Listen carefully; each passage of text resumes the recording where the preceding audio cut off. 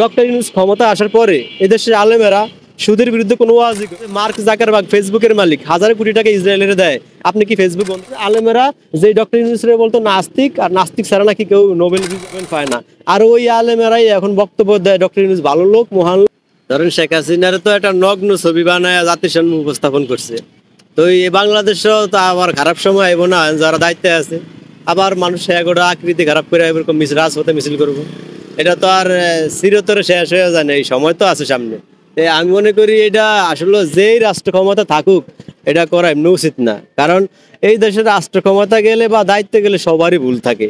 আপনার কোনো নাম দল, সব দল রাষ্ট্র ক্ষমতা যাবো তারই ভুল থাকবে। তার মানে একটা মানুষের ভুল থাকলে কি আপনি এটা করতে পারেননি? এটা কি আর শিষ্টাচারের মধ্যে পড়লো? এটা কি আর ভদ্রতা হইলো? একটা সভ্য দেশের কালচারের মধ্যে এটা পড়ে না।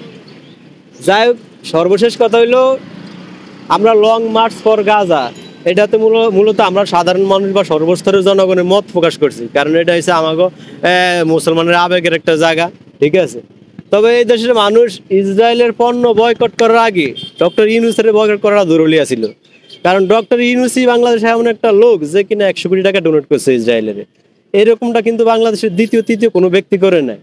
আর সবচেয়ে বড় কথা হচ্ছে এই 100 কোটি টাকা ইউনূসের জায়গায় যদি শেখ হাসিনা ডোনেট করতো তাহলে এই দেশের মানুষ বহু তাকে স্লোগান দিত, এই দেশের আলেম সমাজেরা। কিন্তু এখন আর কথা কয় না। আপনার এই ডক্টর ইউনূস ক্ষমতা আসার পরে এদেশের আলেমেরা সুদের বিরুদ্ধে কোনো ওয়াজই করে না। আমার মনে হয় এখন সুদ হালাল হয়ে গেছে। এটা হচ্ছে গিয়ে চরম বাস্তবতা। দেখেন, আপনি ইসরায়েলের পণ্য বয়কট করেন, সবই ঠিক আছে, কিন্তু ইসরায়েলের পৃথিবীতে চালায় রাখছে আমেরিকা। আপনি কি আমেরিকা বয়কট করতে পারবেন? ডক্টর ইউনূস যে আমেরিকার যে ইলন মাস্কের স্টারলিংক নেটওয়ার্ক আনে, এটার লিগে কি এই দেশের মুসলিম সমাজ একদিন মিছিল করছে? করে নেয়। আপনি যে মার্ক জাকারবার্গ ফেসবুকের মালিক হাজার কোটি টাকা ইসরায়েলের দেয়, আপনি কি ফেসবুক বন্ধ করতে পারবেন? পারবেন না। বিশেষ করে দেশে যারা আলেম সমাজের লোক আছে, এরা কি ফেসবুক বন্ধ করে দিব না। কিন্তু ফয়রা রয়েছে KFC এর কোকা কোলা লয়া। যদি আপনি ইসরায়েলের পণ্য বয়কট করেন, সব বয়কট করেন, কিন্তু আপনি তো করবেন না, ওই জায়গায় আপনাকে বাঁচবো। এটাই হচ্ছে বাস্তবতা। আর দেখেন, সবচেয়ে বড় কথা হচ্ছে গিয়া ইসলাম দাড়ি টুপি আর পাঞ্জাবির মধ্যে নাই, সীমাবদ্ধ না, আরো বাইরেও ইসলাম আছে।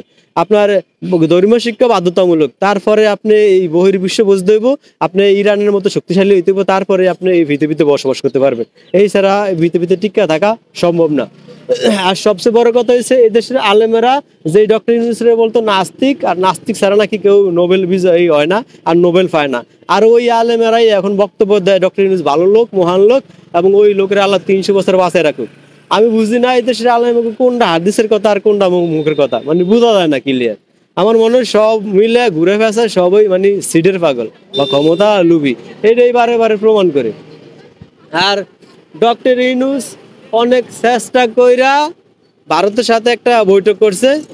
এই বাংলাদেশের মানুষের দোয়ায়, ডক্টর ইউনূসের বাপ মার দোয়ায়, সমন্বয়ক সাজিদ আলম হাসনাত আবদুল্লাহ এগর দোয়া আর ভালোবাসা, আল্লাহর নাম লইয়া ভারত সবকিছু চিরতরে বাদ করে দিছে। এখন আমগো হাতে হারিকেন ধরে দিছে। তা আমি মনে করি ডক্টর ইউনূস স্যার, আমি আপনার একটা কথাই বলি, আপনার ভারতের সাথে কোনো সময় বৈঠক করতে যায়েন না। এক বৈঠকে আমগো হাতে লাল বাতি ধরে দিছে, আর একটা বৈঠকে কি হয় আল্লাহ জানে। তো ভারতের সাথে বৈঠক করা আপাতত বাদ দেন। আর সবচেয়ে বড় কথা হয়েছে গিয়া, যদি আপনারা আওয়ামী লীগের নেতা করে টাকা চোর কন, তাইলে কিন্তু এই যে সমন্বয়ক সাজিদ আলম হাসনাত আবদুল্লাহ এরা কিন্তু কাফান চোর।